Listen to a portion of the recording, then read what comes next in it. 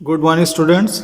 हम लोग भौतिक विज्ञान में पहला चैप्टर गति या मोशन पढ़ रहे थे, जिसमें गति का समीकरण पढ़ाया जा रहा था। कल आप लोगों को गति का प्रथम समीकरण पढ़ाया गया था।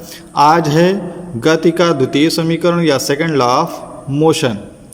आप लोग जानते हैं कि जो भी गति के दौरान जब भी कोई वस्तु गति करती है तो गति करने में उसके वेग में परिवर्तन होता है और वेग में परिवर्तन होने में कुछ समय भी लगता है, तो इसे वेग परिवर्तन की दर या त्वरण कहा जाता है। तो यहाँ से मान लीजिए कोई भी वस्तु है, जब वो गति प्रारंभ करती है तो गति प्रारंभ करने के 1 सेकंड के बाद जो पिंड का वेग होगा वो u+a होगा, यानी प्रारंभिक वेग में जो भी त्वरण उत्पन्न होगा उसका धनात्मक होगा। और जब वस्तु गति करना बंद करती है तो वस्तु के गति करने या वेग उत्पन्न होने के पहले 1 सेकंड पहले जो वस्तु के पिंड का वेग होगा वो v-a होगा, यानी जितना उसका अंतिम वेग होगा उससे कुछ कम त्वरण उत्पन्न होता है, तो v-a होता है। जब इस वस्तु का औसत वेग निकालते हैं तो औसत वेग जो होगा, किसी वस्तु का औसत निकालेंगे तो जितनी उसकी वस्तु होगी और जितनी संख्या होगी उससे डिवाइड करें। यहाँ वस्तु का 2 वेग है, पहला u+a, दूसरा है v-a। तो जब औसत वेग निकालेंगे तो u+a प्लस v-a/2, क्योंकि 2 यहाँ इसलिए आए क्योंकि यहाँ 2 वेग है। तो a इधर प्लस में है, इधर माइनस में है, ये प्लस माइनस वाला a कट जाएगा। आपको जो औसत वेग प्राप्त होगा वो औसत वेग प्राप्त होगा u+v/2। इसी प्रकार से अगर आप प्रारंभ से 2 सेकंड के बाद पिंड का वेग निकालेंगे तो u = 2+a हो जाएगा, और अंत से 2 सेकंड पहले निकालेंगे तो v-2a हो जाएगा। यहाँ u+2a plus v-2a, 2a cut जाएगा, तो कुल मिला के आपको प्राप्त होगा जो औसत वेग होगा वो u+v/2। तो इस प्रकार से पिंड u+v/2 के औसत वेग से t सेकंड तक गति करता है। इसलिए आप लोग जानते हैं दूरी बराबर होता है चाल गुणे समय। तो यहाँ वेग है, क्योंकि दिशा निश्चित है तो यहाँ पर वेग प्राप्त होगा। तो दूरी बराबर औसत वेग गुणे समय।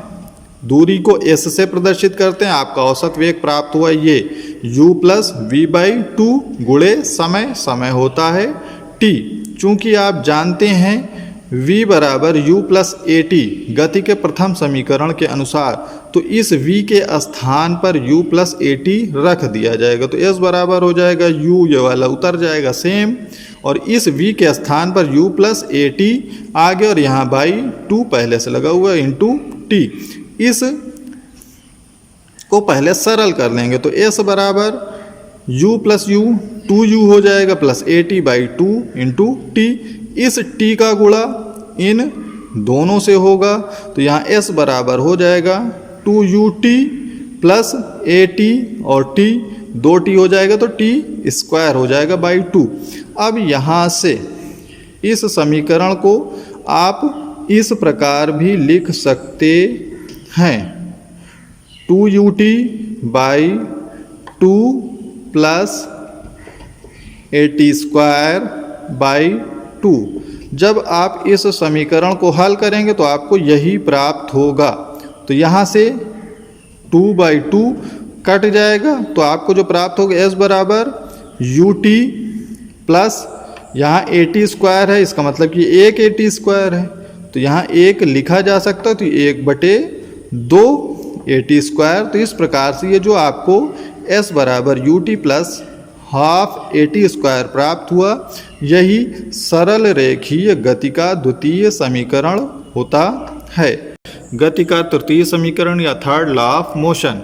आप लोग जानते हैं कि गति का जो प्रथम समीकरण होता है वो होता है v = u+at। इसे मान लेते हैं समीकरण 1।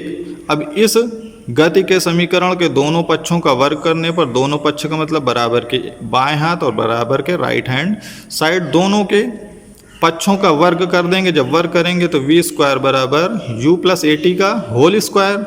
जब u+at का होल स्क्वायर निकालेंगे ये इसी प्रकार प्राप्त होगा जिस प्रकार से a + बी का होल स्क्वायर होता है, ए प्लस बी का होल स्क्वायर होता है A square plus B square plus 2ab। उसी प्रकार u प्लस ए टी के होल स्क्वायर को हम सरल करेंगे। जब सरल करेंगे तो u square plus 2u A T plus A square T square आपको प्राप्त होगा। यहाँ से इसे जब और सरल किया जाएगा तो u square plus 2a common ले लिया जाएगा, तो यहाँ से 2a कॉमन लिया तो बचा ut प्लस 1a यहाँ आ गया है, तो 1/2 ए टी स्क्वायर बचेगा। अब गति का द्वितीय समीकरण होता है s बराबर U T plus half A T square. यहाँ लिखा हुआ है U T plus half A T square, तो U T plus half A T square की जगह s भी लिखा जा सकता है जब U T plus half A T square होता है गति के द्वितीय समीकरण के अनुसार। तो इतने मान की जगह सिर्फ s लिखा जा सकता है। तो ये जो s का मान है या इसका मान जो s है समीकरण 2 में रख दिया जाए। तो समीकरण 2 है v स्क्वायर बराबर you square plus 2a you T plus half A T square. जब यहाँ रखेंगे तो आपको प्राप्त होगा v स्क्वायर बराबर यू स्क्वायर प्लस 2a यहाँ है ही है, और you T plus half A T square की जगह आप ऐसा रख देंगे तो आपको प्राप्त होगा v स्क्वायर बराबर यू स्क्वायर प्लस 2as। ये जो आपको प्राप्त हो रहा है ये सरल रेखीय गति का तृतीय समीकरण होता है। Good bye.